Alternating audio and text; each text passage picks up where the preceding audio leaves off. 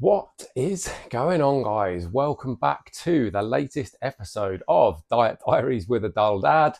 This week, I'm going to talk you through the physique as ever. Seen another pound and a half come off the scales on average. Not a massive movement from a week to week point of view, maybe a pound at most. But again, like feeling good about it. I think the physique is coming along nicely now. Starting to see more of those little lines, those little bits of definition come in. And that tends to be the case. Like it's why it's why it's so much easier. Personally, I think it's much easier to go through fat loss phases than it is to go through those growth phases, because typically in a fat loss phase, you see things happen week to week. The new lines appear, the number on the scales changes, the body composition starts to change. And generally speaking, I just think it's a much easier process to see happen. And, we all want to see those changes. So take nothing away from the fact that those growth phases are absolutely important. My physique would not be where it is if I hadn't spent long periods of time growing, building calories up, building muscle, building all of that good quality tissue that now gets revealed in this fat loss phase. But the fat loss side of things going pretty well. Food bang on this week, no deviations, cardio done, training, feeling good. Legs was fairly heavy on Sunday. My leg press just felt heavy. Managed to keep the same weight, but a couple of reps down this week. And sometimes it happens. There were a couple of poor night's sleep over the weekend, just for no particular reason. I think I was just conscious that Louis was there, and we have the monitor in our room. He's sleeping in his own room, and I think he was just making little fidgety noises, and so like that triggers the monitor. So maybe that was part of it. But yeah, a couple of poor nights sleep meant that legs, only really the leg press, everything else progressed nicely, and all of my other training sessions in the week have been absolutely fantastic. So yeah, there is the physique update for this week. Any questions and stuff on that stuff, please do give us a shout. If you want to know like changes that have been made to diet over time, etc., very, very happy to update you as need. So yeah, don't hesitate to ask. Now, the main part that I wanted to talk through, the food shop. So we shop once a week. Actually, sometimes it's probably once every 7 to 10 days. I would just much rather do it that way. I'd far rather just go that once, get a big shop done, and then maybe have to top up some of the fresh stuff rather than, having to do like, big or like medium sized shops every few days. I just don't have the time for that. So one big shop every 7 to 10 days is how we like to do things.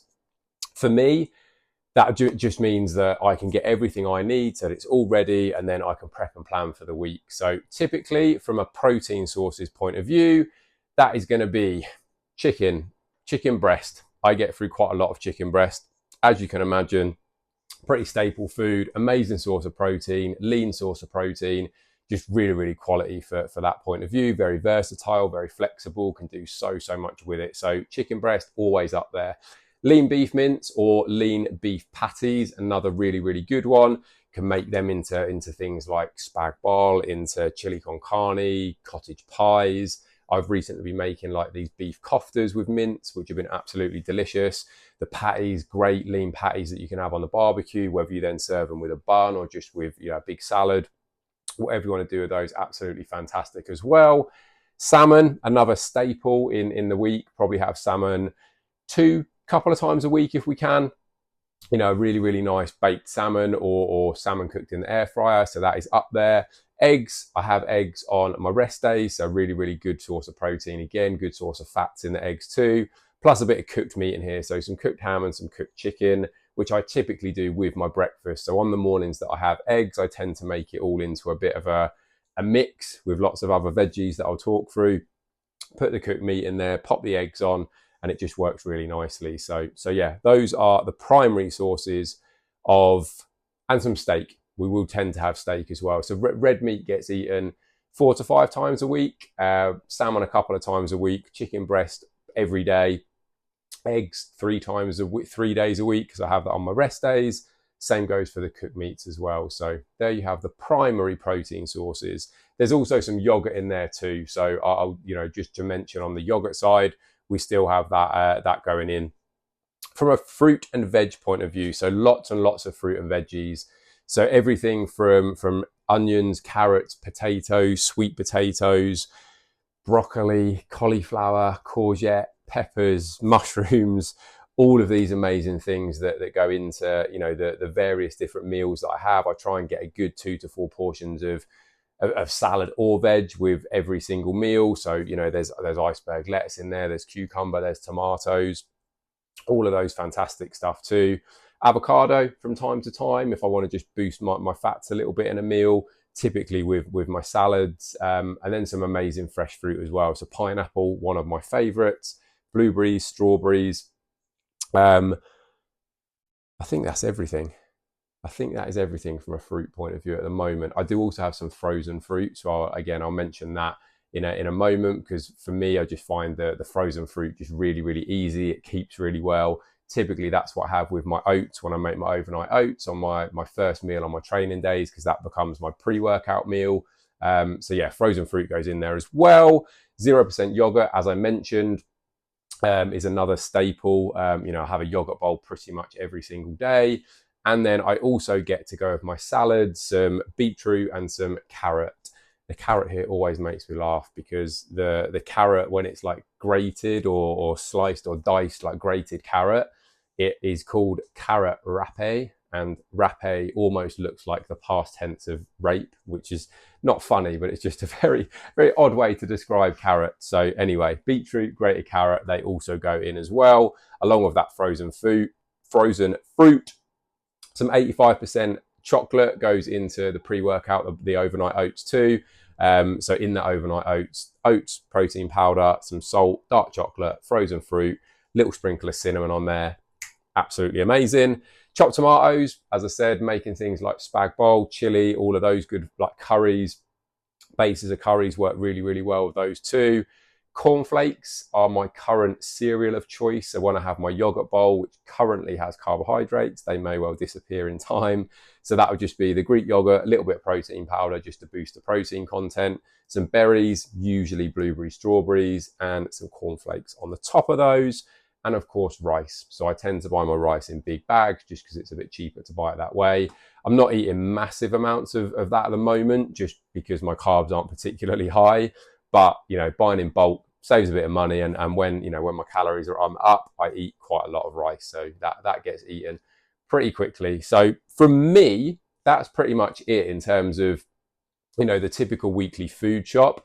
Also going into the trolley, there's always going to be lots of food for Louis at the moment, because his appetite is on the up. He is very much in benefit bulk mode, while I'm losing the weight that I gained from his birth, not actually giving birth to him. But you know, I felt like those first 6 months of his life, my weight trajectory was creeping up along with his. So I've decided I needed to lose some, whereas he is going to continue to grow probably for the next 18 to 25 years. So yeah, plenty of food going in for him. He also gets lots of the fresh stuff as well, like cucumber sticks at the moment, a big favorite. Lots of fruit that he'll eat, bananas in particular, another real favorite of his. He's definitely got a sweet tooth, which he doesn't get from me. But he's starting to eat more of the whole foods as well. So yeah, and there'll come a time where he'll start to eat more of the foods that we are, like for convenience, which admittedly is a little bit lazy. We're tending to buy the pre-made stuff at the moment, but yeah, in time we'll make sure that we give him lots of fresh food as well. He does get fresh food. It's not all the stuff out of the jars, but often the jars are quite easy, and we can take that stuff to the childminder as well, so she can feed him during the day, and it all works out very well. So that is pretty typical from a food shop point of view.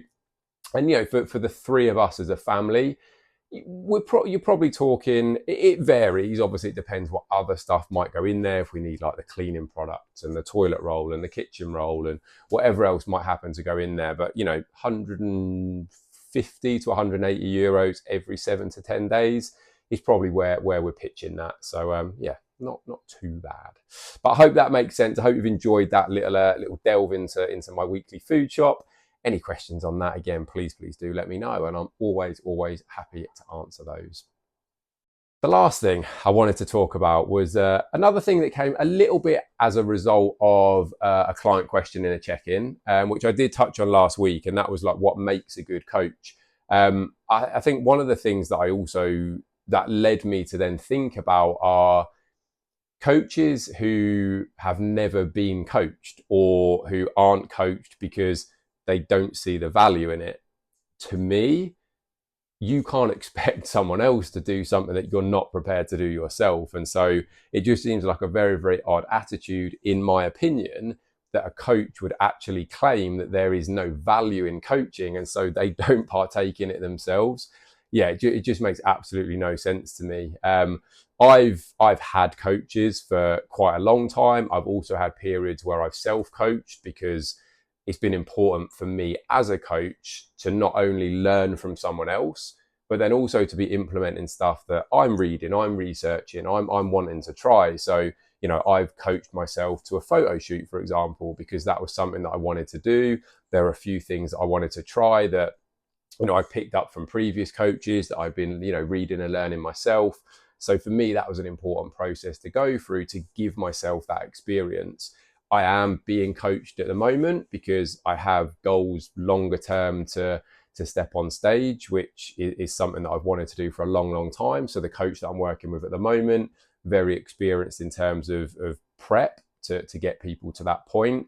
And I've always wanted to give whatever coach I worked with, as long as they're a good coach, and this one is, I've always wanted to give them plenty of time, because the more time a coach has to get to know a person's body, their life, their lifestyle, all of these other things, it's going to make that process much, much easier. It's going to make the result much, much better. So I've already been working with Christian for a couple of years, and I can see that, you know, staying for quite a while to come. You know, I'm hoping, fingers crossed, all goes to plan, that I'll step on stage at some point next year. So 2026 could be the year to watch out.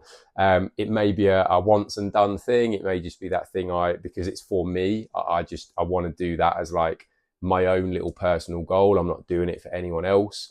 But you know, whether I get a bit of a bug for it, whether I want to continue or carry on, who knows? But for that one time, I want to be the best I can be, and so giving a coach, you know, plenty of time to do that is just really, really important. And as I say, bringing it right back round to the initial point of this, you know, this sort of part of the video. Coaches that don't have coaches or don't see the value in coaching, just really, really hypocritical. And as I say, just to me, just doesn't make any sense at all. Let me know how you feel about that. But I hope you've enjoyed this one. I hope it's been an interesting watch. Any questions, as ever, please do get in touch. At Ben Howard Fitness on pretty much any of my socials, or ben@benhowardfitness.com is the email. Any coaching inquiries, any questions, drop me a message, comment below, and I'll get back to you as soon as possible. Thanks, guys.